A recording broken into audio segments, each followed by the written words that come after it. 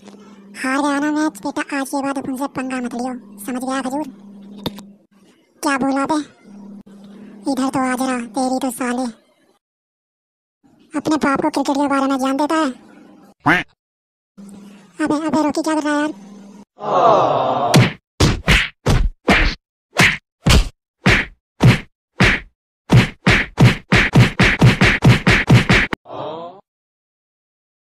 Oh sorry sorry भाई, लगता है मैं सपना देख रहा था यार।